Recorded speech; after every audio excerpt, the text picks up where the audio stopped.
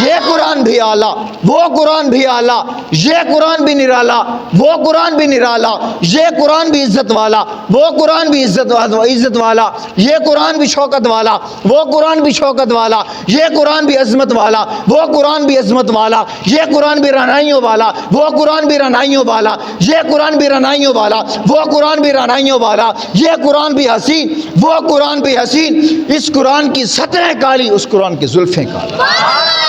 For example ہم نے ایک موبائل لیا، پن پیک موبائل لیتے ہیں نا، تو اس میں چھوٹی سی ایک بک ہوتی ہے، آپ نے غور کیا ہوگا، کوئی چیز بھی مشینری آپ لے لیں اس میں چھوٹی سی کتاب ہوگی، لازمی ہوگی، وہ کیا کرتی ہے، وہ کتاب کیا بتاتی ہے ہمیں، وہ کتاب بتاتی ہے کہ یہ چیز کس کے لیے ہے، کیوں ہے، کیا ہے، کس چیز کے لیے استعمال ہوگی، کہاں سے آن ہوگی، کہاں سے آف ہوگی، کس لیے ہے۔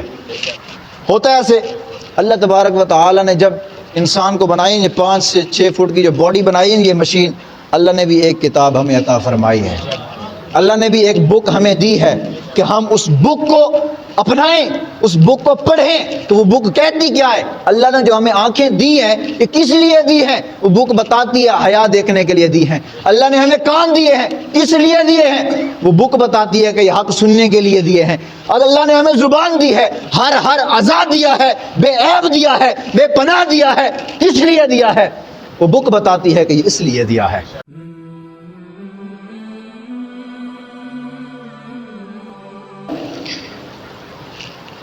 الف لام میم حروف مقطعات میں سے ہے، اس کی مراد کو اللہ اور اس کا رسول بہتر جانتے ہیں۔ آگے رب ذوالجلال نے ارشاد فرمایا ذالک الکتاب لا ریب فیہ ھدی للمتقین، کہ یہ وہ کتاب ہے کہ جس میں کوئی شک و شبہ نہیں ہے اور یہ متقین کے لیے ہدایت ہے، ہر ایرے غیرے کے لیے نہیں، ہر للو پنجو کے لیے یہ ہدایت نہیں، فرمایا کہ یہ صرف اور صرف متقین کے لیے ہدایت ہے، ھدی للمتقین، متقین کے لیے ہدایت ہے۔ اور اسی کے ماتحت میرے آقا علیہ الصلوۃ والسلام کے ایک حدیث مبارکہ آپ فرماتے ہیں کہ خیرکم من تعلم القرآن وعلمہ، کہ تم میں سے بہترین شخص وہ ہے کہ جو قرآن کو سیکھے اور قرآن کو سکھائے۔ آج اس دنیا کا ایک دستور بن چکا ہے، اس دنیا کا ایک کلچر بن چکا ہے کہ جس وڈیرے کو دیکھتے ہیں، جس چودھری کو دیکھتے ہیں، جس M N A M P A کو دیکھتے ہیں، جس وڈے خان کو ہم دیکھتے ہیں، ہم سوچتے ہیں کہ یہ بڑا بہترین شخص ہے۔ کیوں؟ اس کے پاس پیسہ ہے، اس کے پاس شہرت ہے، اس کے پاس عزت ہے، اس کے پاس بڑی دولت ہے۔ لیکن نہیں، میرے آقا نے فرمایا خیرکم، تم میں سے بہتر وہ ہے من تعلم القرآن وعلمہ، کہ جو تعلیم قرآن کی سکھاتا ہے اور خود قرآن سیکھتا ہے۔ لیکن افسوس اس بات کا ہے کہ آج اس چیز کو، آج کے یہ مسلمان ہم اور آپ اس چیز کو بھول چکے ہیں۔ ہم آج بڑا معمولی سمجھتے ہیں علماء اور حفاظ کرام کو۔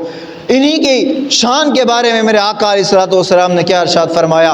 حضور فرماتے ہیں، میرے آقا علیہ الصلوۃ والسلام ارشاد فرماتے ہیں کہ دلوں کو زنگ لگ جاتا ہے، جس طرح لوہے کو زنگ لگتا ہے پانی کے ساتھ، اسی طرح حضور فرماتے ہیں دلوں کو زنگ لگ جاتا ہے۔ صحابہ عرض کرتے ہیں یا رسول اللہ صلی اللہ علیہ وسلم، یہ زنگ ہم کیسے اتاریں، اس دل کو ہم کیسے صاف کریں؟ حضور نے فرمایا اس دل کو صاف کرنے کی 2 چیزیں ہیں، موت کو کثرت سے یاد کرو، قرآن پاک کی تلاوت کیا کرو۔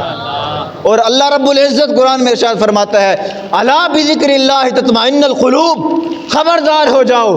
الا جو ہے یہ لفظ یہ خبردار کرنے کے لیے آیا ہے، خبردار ہو جاؤ، بذکر اللہ تطمئن القلوب، اللہ کے ذکر کے ساتھ تمہارے دلوں کا سکون ہے۔ اللہ کے ذکر کے علاوہ تمہارے دل کو سکون نہیں پہنچ سکتا، تم چاہے جتنا۔ آج کل لوگ کہتے ہیں یار میں فلانا گانا سنیا تو مینوں بڑا سکون حاصل ہویا، میں کہ اپنے میت تے بھی یہی لا لیں۔ نہیں نا، نہیں کر سکتے۔ کیوں؟ گناہ دے وچ لذت ہے، سکون نہیں۔ گناہ نو جب ہم گناہ کرتے ہیں ہمیں ایک لذت محسوس ہوتی ہے، ہمیں سکون اگر محسوس ہوتا ہے تو وہ بذکر اللہ، اللہ کے ذکر کے ساتھ ہمیں ذکر میں جو ہے وہ سکون محسوس ہوتا ہے۔ حضور نبی کریم صلی اللہ علیہ وسلم نے ارشاد فرمایا 2 چیزیں قیامت میں بندہ خدا کی شفاعت کریں گی۔ دو چیزیں ایسی ہیں جو قیامت میں انسان کی شفاعت کریں گی۔ حضور نے فرمایا ایک روزہ ہے، حضور نے فرمایا دوسرا قرآن کریم ہے۔ روزہ رب ذوالجلال کی بارگاہ میں جائے گا، عرض کرے گا اے باری تعالیٰ کہ میں نے تیرے اس بندے کو، میں نے اس فرما بردار بندے کو، میں نے اس بندے مومن کو سارا دن بھوکا پیاسا رکھا تیری رضا کے لیے، تیرے خوف کی وجہ سے سارا دن اس کو میں نے بھوکا رکھا، یا اللہ میں تیرے آگے آج اس کی شفاعت کا منتظر ہوں، میں تیرے آگے التجا کرتا ہوں اس کو بخشا جائے۔ قرآن عرض کرے گا اے باری تعالیٰ میں نے اس کے راتوں کی نیند اڑا دی، میں نے تیرے خوف کی وجہ سے، میں نے تیرا خوف اس کے دل میں پیدا کیا، اس کو راتوں کا قیام کروایا، راتوں میں کھڑے ہو کر اس نے مجھے تلاوت کیا، آج میں اس کی شفاعت کرتا ہوں تو اس کی بخشش فرما دے۔ حضور فرماتے ہیں اللہ تبارک و تعالیٰ ان دونوں کی شفاعت کو قبول فرمائے گا، ان دونوں کی شفاعت کو قبول فرمائے گا۔ اور پھر میرے آقا علیہ الصلوۃ والسلام نے آگے قرآن کی فضیلت میں بیان فرمایا، آپ فرماتے ہیں کہ جو شخص قرآن کا ایک حرف بھی پڑھتا ہے اللہ رب العزت اسے 10 نیکیوں سے نوازتا ہے، اس کے 10 گناہ بخشے جاتے ہیں، اس کے 10 درجات بلند ہوتے ہیں۔ اب حرف کیا ہے؟ ایک حرف لفظ ہے الف لام میم، یہ 3 لفظ ہیں، حرف ہیں۔ لفظ ایک ہے، حرف 3 ہے۔ ہم اگر قرآن مجید کی ایک حرف کو پڑھیں گے، اگر ہم نے الف ادا کر دیا، حمزہ زبر آ ہم نے کہہ دیا، ہمیں 10 نیکیاں مل گئی، 10 درجات بلند ہو گئے، 10 گناہ معاف ہو گئے۔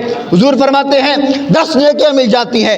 قرآن کی 6666 آیات ہیں، سوچئے اگر ہم ایک دن میں کم از کم 10 سے 100 آیات ان کے درمیان اگر ہم پڑھیں تو اللہ رب العزت کتنی نیکیوں سے ہمیں نوازے گا، کتنی اللہ تبارک و تعالیٰ ہمارے درجات بلند فرمائے گا، کتنے ہمارے گناہ معاف ہوں گے۔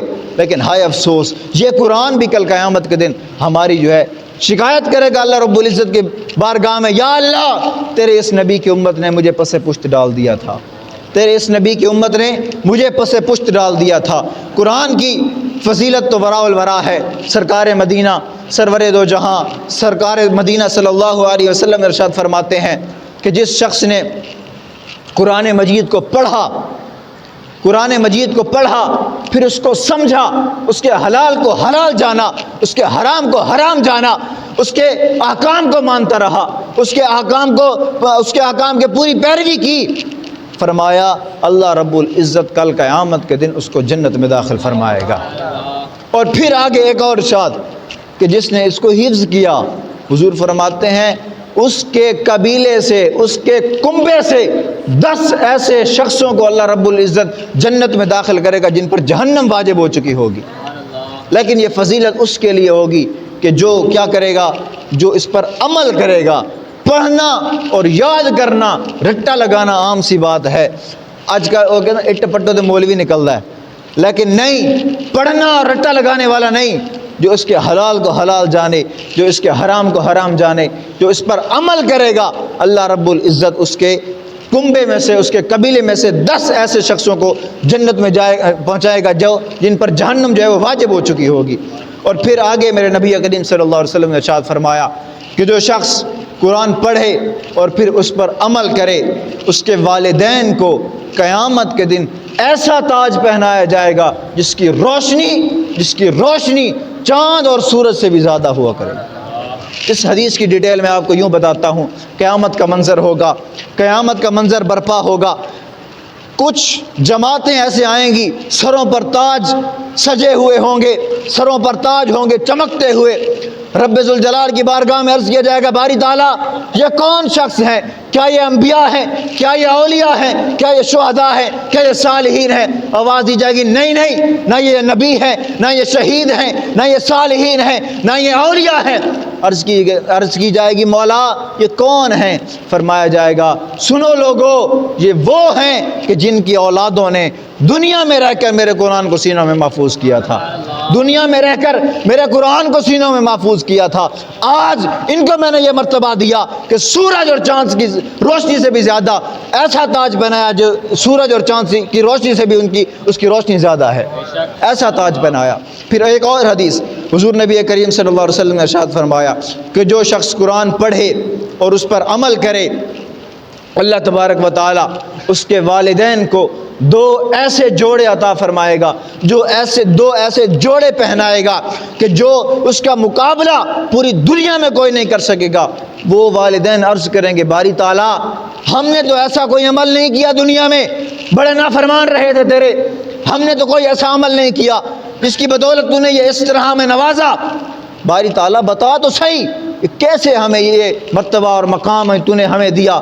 تو اللہ رب العزت نے ارشاد فرمائے گا اے میرے بندہ، اے میرے بندے، تم نے قرآن مجید اپنی اولاد کو حفظ کرایا تھا، یہ اس کی وجہ سے مقام و مرتبہ تمہیں دیا گیا، یہ مقام و مرتبہ تمہیں اسی وجہ سے دیا گیا۔ تو ناظرین، سامعین، یہ حفاظ کرام کی فضیلت ہے۔ سوچئے کہ ایک عالم کی کیا فضیلت ہوگی کہ جس کے بارے میں میرے آقا علیہ الصلوۃ والسلام نے ارشاد فرمایا العلماء ورثۃ الانبیاء، علماء انبیاء کے وارث ہیں، علماء انبیاء کے وارث ہیں۔ مشکوٰۃ شریف کی حدیث ہے، الحمدللہ میں نے خود پڑھی ہے، اور جب میں نے یہ حدیث پڑھی یقین مانے آنکھیں کھل جاتی ہیں کہ علماء کی اتنی بڑی فضیلت میرے آقا علیہ الصلوۃ والسلام نے بیان کی۔ افسوس یہ امت آج علماء کو برا بھلا کہتی ہے۔ آپ 2 ٹکے کا آدمی نہیں ہوتا جس کو سنجے کا طریقہ نہیں آتا، جس کو کھانا کھانے کا، وضو کا طریقہ، باپ کا جنازہ پڑھنے کا طریقہ نہیں آتا، وہ آج علماء پر تان کرتا ہے۔ میرے حضور علیہ الصلوۃ والسلام نے ارشاد فرمایا، مشکوٰۃ شریف کی حدیث ہے، حضور نے فرمایا ایک شخص ساری رات قیام کرے، ساری رات اللہ تبارک و تعالیٰ کی جو ہے وہ بارگاہ میں سجدہ کرتا رہے، نوافل پڑھتا رہے، قرآن کی تلاوت کرتا رہے، اور وہ دن کو روزہ رکھے اور روزے کے ساتھ جہاد کرے، اور فرمایا ایک عالم ایک مسجد میں بیٹھ کر کسی کو ایک حدیث بیان کر دے، فرمایا عالم افضل ہے۔ کیا فرمایا؟ عالم افضل ہے۔ یہ ہے علماء کی فضیلت۔ حضور نبی کریم صلی اللہ علیہ وسلم سے پوچھا گیا یا رسول اللہ صلی اللہ علیہ وسلم، عابد افضل ہے، عبادت کرنے والا افضل ہے یا عالم افضل ہے؟ حضور نے فرمایا عالم افضل ہے، عابد کی بدولت عالم افضل ہے۔ کیوں؟ کیونکہ علماء ہی انبیاء کے وارث ہیں، علماء ہی انبیاء کے وارث ہیں، اور ان علماء نے ہی ہمارے تک یہ قرآن پہنچایا ہے، ان علماء نے ہی ہم تک یہ قرآن پہنچایا۔ اور حضرت عبداللہ بن عباس رضی اللہ عنہ آپ فرماتے ہیں کہ حضور نبی کریم صلی اللہ علیہ وسلم کے ایک صحابی اپنے خیمے انہوں نے ایک لگایا، وہ خیمے کے نیچے قبر تھی، خیمے کے نیچے قبر تھی، انہیں معلوم نہیں تھا، تو وہ جب رات کو سوئے نا تو تلاوت کی آوازیں آنے لگ گئی۔ صبح اٹھے، یا رسول اللہ یہ ماجرا ہوا میرے ساتھ، یا رسول اللہ میں خیمے میں سویا ہوا تھا، نیچے قرآن پڑھنے کی آوازیں آتی تھی۔ حضور نے فرمایا وہ نیچے حافظ موجود تھا، حافظ کو دفنایا گیا تھا، وہ قرآن مجید کی تلاوت فرما رہا ہے۔ یہ قرآن مجید کی یہ فضیلت ہے، یہ فضیلت ہے قرآن مجید کی۔ اور ایک اور صحابی کے بارے میں آتا ہے کہ وہ فرماتے ہیں، بڑی پیاری حدیث انہوں نے نقل کی کہ حضرت اسید بن حدیر رضی اللہ عنہ اپنا واقعہ بیان فرماتے ہیں میں سورۃ بقرہ کی تلاوت کر رہا تھا، سورۃ بقرہ کی تلاوت فرما رہا تھا، تو تلاوت کرتے کرتے ماجرا یوں ہوا کہ میرے ساتھ جو میرے چارپائی کے ساتھ جو گھوڑا بندھا ہوا تھا نا، وہ کودنے لگ گیا، جھومنے لگ گیا۔ وہ کہتے ہیں کہ میں بڑا پریشان اور حیران ہوا کہ یہ کیا ماجرا ہے، یہ کیا معاملہ ہے کہ یہ کیوں اس طرح کرنے لگ گیا۔ فرماتے ہیں کہ میں تھوڑی دیر خاموش ہوا تو پھر وہ گھوڑا جو ہے رک گیا، میں نے پھر تلاوت شروع کی، توجہ میری طرف، توجہ، بڑی پیاری حدیث بیان کرنے لگا۔ فرماتے ہیں کہ میں نے پھر تلاوت شروع کی، گھوڑا پھر جھومنے لگ گیا، پھر فرماتے ہیں میں چپ ہو گیا، پھر وہ گھوڑا رک گیا، تو مجھے اندیشہ ہوا کہ میرا بیٹا ساتھ سویا ہوا ہے، اگر میں نے تلاوت جاری رکھی یہ گھوڑا میرے بیٹے کو کچل نہ دے، یہ گھوڑا میرے بیٹے کو کچل نہ دے۔ فرماتے ہیں میں خاموش ہو گیا، نماز کی تکمیل کی، نماز کو مکمل کیا، صبح حضور کی بارگاہ میں جا کر عرض کی، یا رسول اللہ میں نے صبح صلی اللہ علیہ وسلم میں نے صبح رات کو میں نے تلاوت کر رہا تھا سورۃ بقرہ کی، ایسے میں تلاوت کرتا، گھوڑا جھومتا، میں خاموش ہو جاتا، گھوڑا رک جاتا، یا رسول اللہ ماجرا کیا ہے؟ حضور نے فرمایا اے حدیر کے بیٹے اسید، تو اپنی تلاوت کو جاری رکھتا، تو اپنی تلاوت کو جاری رکھتا، تو اپنی تلاوت کو جاری رکھتا۔ 3 مرتبہ میرے آقا نے یہ بات دہرائی۔ فرمایا، عرض کیا یا رسول اللہ، میرے بیٹا ساتھ سویا ہوا تھا، مجھے اندیشہ ہوا کہ میرے بیٹے کو یہ گھوڑا کچل ڈالے گا۔ حضور نے فرمایا، اے میرے صحابی، کہ اگر تو تلاوت جاری رکھتا تو وہ جو گھوڑا جھوم رہا تھا وہ گھوڑا نہیں تھا، میرے رب العزت کے فرشتے تیرے تلاوت سن کر جھوم رہے تھے۔ اگر تو تلاوت جاری رکھتا تو یہ محلے والے، یہ بستی والے بھی ان فرشتوں کی زیارت کر لیتے۔ یہ محلے والے، یہ بستی والے بھی ان فرشتوں کی زیارت کر لی۔ یہ قرآن کا مقام ہے پڑھنے کا۔ اور ایک اور واقعہ وہ کہ قرآن مجید میں آیا ہے کہ نون والقلم وما یسطرون، نون حروف مقطعات میں سے ہے۔ اللہ فرماتا ہے والقلم وما یسطرون، کہ قلم کی قسم، واو جو ہے یہ کلمیہ حروف قسمیہ میں سے ہے۔ اللہ فرماتا ہے کہ والقلم وما یسطرون، قلم کی قسم، لکھی ہوئی سطروں کی قسم۔ یہ شان ہے میرے قرآن کی۔ اللہ تبارک و تعالیٰ نے جو قرآن دیا ایسے نہیں دیا، پھر اس کی قسمیں بھی اٹھائی۔ اللہ فرماتا ہے والقلم وما یسطرون، پتہ یہ چلا کہ اس کو لکھنے کے لیے اللہ رب العزت نے پہلے قلم بنایا۔ علماء لکھتے ہیں کہ حضرت آدم علیہ السلام کے پیدا کرنے سے پہلے 50,000 سال پہلے اللہ رب العزت نے اس قرآن کریم کو لکھا۔ لیکن میرا ایک تخیل، چھوٹا سا ادنا سا بندہ ہوں، بڑا پیارا تخیل، میرا ایک ذہن مانتا ہے کہ نہیں، اللہ رب العزت نے ابراہیم کے صحیفے سے پہلے، بیٹھے ہو، بڑی پیاری بات کرنے چلا ہوں، ابراہیم کے صحیفے سے پہلے، اسماعیل کے قرینے سے پہلے، یوسف کے حسن سے پہلے، عیسیٰ کے کمال سے پہلے محمد عربی کے لیے قرآن کو لکھ دیا تھا۔ محمد عربی کے قرآن کو اللہ تبارک و تعالی نے لکھ دیا تھا۔ ایک فارمولہ آپ کے سامنے میں بیان کرنے لگا ہوں۔ ہم کہیں شاپنگ کرنے جاتے ہیں، کوئی چیز لینے جاتے ہیں، فار ایگزامپل ہم نے ایک موبائل لیا، پن پیک موبائل لیتے ہیں نا، تو اس میں چھوٹی سی ایک بک ہوتی ہے۔ آپ نے غور کیا ہوگا، کوئی چیز بھی مشینری آپ لے لیں، اس میں چھوٹی سی ایک کتاب ہوگی، لازمی ہوگی۔ وہ کیا کرتی ہے؟ وہ کتاب کیا بتاتی ہے ہمیں؟ وہ کتاب بتاتی ہے کہ یہ چیز کس کے لیے ہے، کیوں ہے، کیا ہے، کس چیز کے لیے استعمال ہوگی، کہاں سے آن ہوگی، کہاں سے آف ہوگی، کس لیے ہے۔ ہوتا ہے ایسے۔ اللہ تبارک و تعالی نے جب انسان کو بنائی، یہ 5 سے 6 فٹ کی جو باڈی بنائی، یہ مشین، اللہ نے بھی ایک کتاب ہمیں عطا فرمائی ہے۔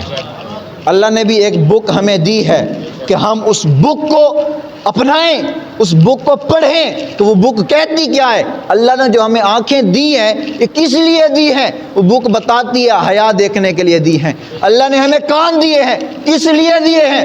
وہ بک بتاتی ہے کہ یہ حق سننے کے لیے دیے ہیں۔ اور اللہ نے ہمیں زبان دی ہے، ہر آزاد دیا ہے، بے عیب دیا ہے، بے پناہ دیا ہے۔ کس لیے دیا ہے؟ وہ بک بتاتی ہے کہ یہ اس لیے دیا ہے۔ وہ بک ہمیں بتاتی ہے۔ اور پھر ہر چیز کا ایک تعارف ہوا کرتا ہے۔ میں ہوں، آپ کے سامنے بیٹھا ہوں، میرا ایک تعارف ہے۔ آپ ہیں، آپ کے سامنے آپ ہر ایک بندے کا تعارف ہے۔ یہ مسجد ہے، اس کا تعارف ہے۔ یہ چک ہے، اس کا تعارف ہے۔ قرآن کا تعارف کیا ہے؟ بیٹھے ہو، الفاظ جہاں تک پہنچ رہے ہیں، یار مجھے پتہ تو چلے نا، کب سن بھی رہے ہیں میری باتوں کو۔ قرآن کا تعارف کیا ہے؟ قرآن سے پوچھتے ہیں، قرآن بتا تیرا تعارف کیا ہے؟ قرآن کہتا ہے ھدی للناس۔ قرآن کہتا ہے ھدی للناس بینات من الہدی والفرقان۔ 3 الفاظ اللہ نے بیان فرمائے، ھدی للناس بینات من الہدی والفرقان۔ والفرقان لوگوں کے لیے ہدایت ہے، ھدی للناس بینات من الہدی، ہدایت کی اس میں نشانیاں ہیں، ہدایت کی اس میں نشانیاں ہیں۔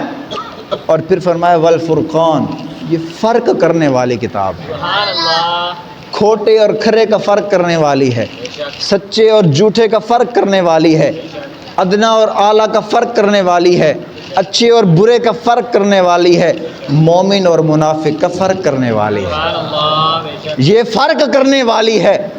اور اس قرآن کی عظمت میں کیا بتاؤں، یہ قرآن ایسی کتاب ہے، یہ قرآن جس پر نازل ہوا وہ اعلیٰ.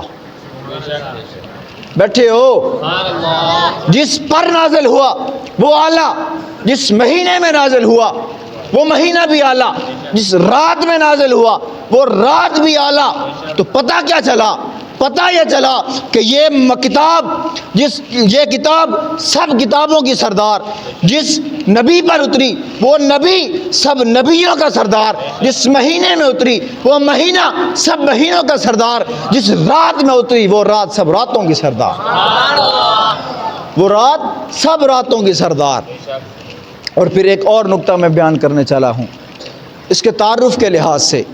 اس کا تعارف یوں ہوا کہ ایک یہ قرآن ہے، ایک یہ قرآن ہے، ایک مکہ کی گلیوں میں چلتا پھرتا وہ قرآن ہے. بات بڑی پیاری کرنے چلا ہوں، ذوق ہو تو. ایک یہ قرآن ہے جو آپ کے اور میرے گھروں میں پڑا ہے. اس کا تعارف یہ نہیں کہ اس کو چوما رکھ دیا، وڈی کوٹھی بنائی، طالب سڈے ختم پڑھایا تھے چل بھائی. یہ تعارف نہیں. قرآن کا تعارف ذرا سنیے گا.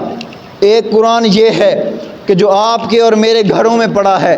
ایک قرآن وہ ہے جو اماں عائشہ کے گھر میں بیٹھا ہے. یہ قرآن بھی اعلیٰ، وہ قرآن بھی اعلیٰ. یہ قرآن بھی نرالا، وہ قرآن بھی نرالا. یہ قرآن بھی عزت والا، وہ قرآن بھی عزت والا. یہ قرآن بھی شوکت والا، وہ قرآن بھی شوکت والا. یہ قرآن بھی عظمت والا، وہ قرآن بھی عظمت والا. یہ قرآن بھی رعنائیوں والا، وہ قرآن بھی رعنائیوں والا. یہ قرآن بھی رعنائیوں والا، وہ قرآن بھی رعنائیوں والا. یہ قرآن بھی حسین، وہ قرآن بھی حسین. اس قرآن کی سطریں کالی، اس قرآن کی زلفیں کالی. یہ قرآن 30 پاروں والا، یہ قرآن 30 پاروں والا، وہ قرآن نظاروں والا. فرق کیا ہے ان دونوں میں؟ قرآن تو یہ بھی ہے نا، قرآن تو یہ بھی ہے نا. فرق کیا ہے ان دونوں میں؟ فرماتے ہیں یہ قرآن پاروں والا، وہ قرآن نظاروں والا. اس قرآن کی سطریں کالی، اس قرآن کی زلفیں کالی. اس قرآن کی سطریں کالی، اس قرآن کی زلفیں کالی. یہ قرآن لفظ، وہ قرآن معنی. بات یوں نہیں کہہ دی، توجہ ذرا. لفظ قرآن کا والضحیٰ، چہرہ محمد مصطفیٰ کا. لفظ قرآن کا یاسین، وہاں پر میرے نبی کریم صلی اللہ علیہ وسلم کے دندان مبارک. لفظ قرآن کا یا ایھا المزمل، وہاں پر میرے آقا کی کالی کملی ہے. لفظ قرآن کا ما زاغ البشر، میرے آقا علیہ الصلوۃ والسلام کا سینہ. یہ قرآن لفظ، وہ قرآن معنی. یہ قرآن معنی، یہ قرآن متن، وہ قرآن تشریح. یہ قرآن تشریح، وہ قرآن تفسیر. یہ قرآن قندیل، وہ قرآن تنویر.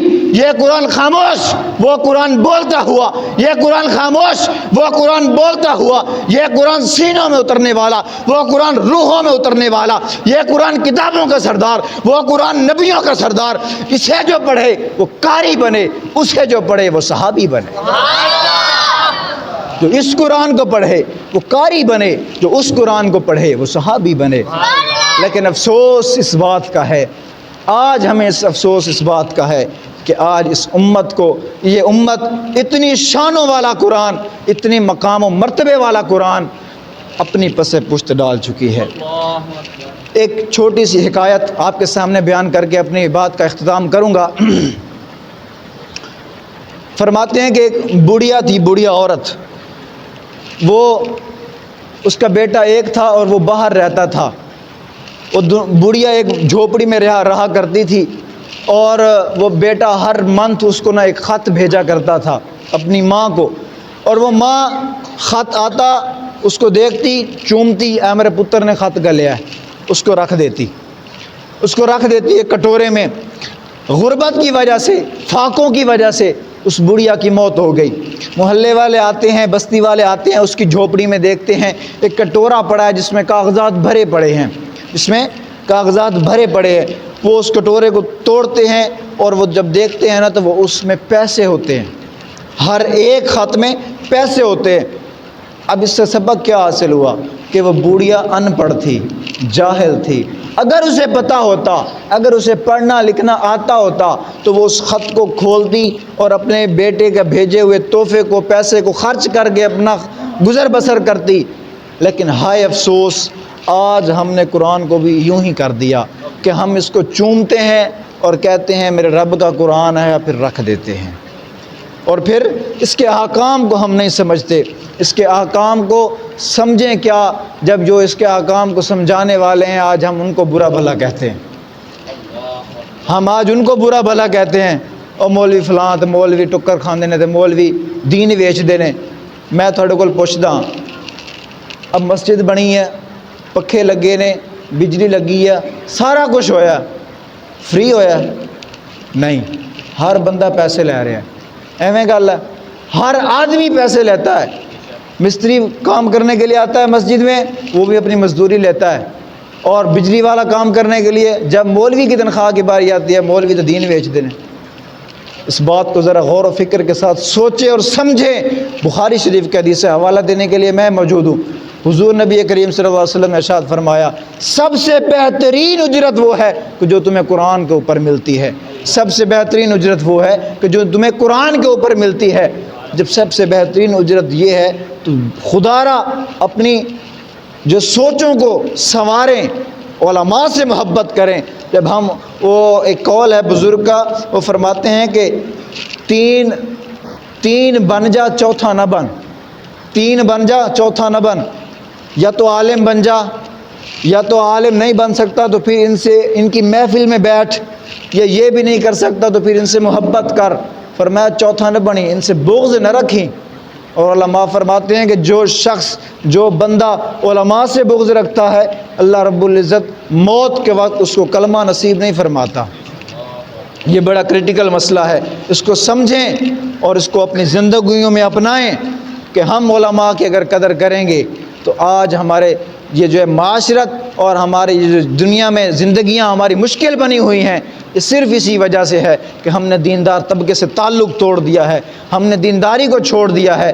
اللہ تبارک و تعالیٰ سے دعا گو ہوں کہ اللہ تبارک و تعالیٰ ہمیں قرآن پر عمل کرنے کی اور قرآن والوں کا ادب و احترام کرنے کی توفیق عظیم عطا فرمائے۔ وما علیہ الا البلاغ المبین۔